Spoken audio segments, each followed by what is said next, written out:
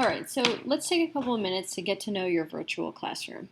So when you open your Google Slides, you'll always be greeted by the welcome page. It'll tell you whatever we're learning for the day. It'll have the title there.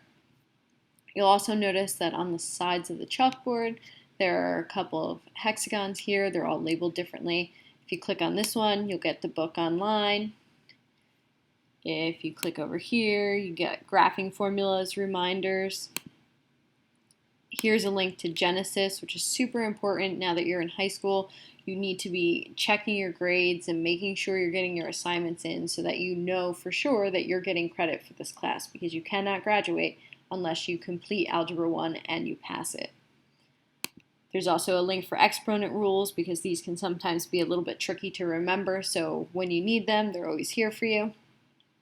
Reminders about how to solve equations. And there's one more link for parent functions, which is just a fancy name for all the shapes of the graphs, all the different types of graphs, so that you can see what they're called, what their equation looks like, and what their shape looks like.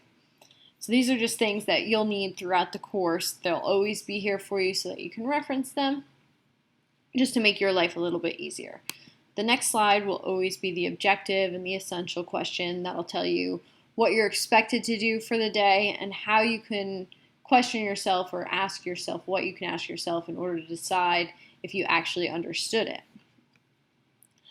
The following slide will then be whatever you're expected to learn for the day. So sometimes it might be a video like it is here, or it might be a link to the Google Slides presentation, or it might be something that you have to read. It's just whatever information that I'm trying to give to you to help you complete the activities will always be found here. You also still have access to all of those links that you had on the previous slides if you need them. The next slide will be your activity or your assessment or your assignment, whatever we're doing for the day that goes along with what you just learned. You'll also notice that the pictures on the wall have changed a little bit, and that's because these are now going to be things that directly relate to the assignment, things that can help you complete the assignment. So it's just extra resources for you. If there's more than one assignment or more than one activity, there'll be multiple slides like there are here.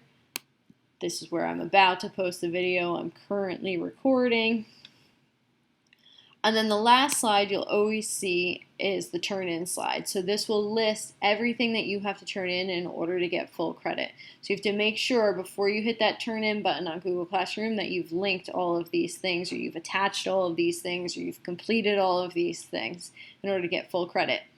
If you don't feel that confident in what you just did, you want to make sure you let me know that.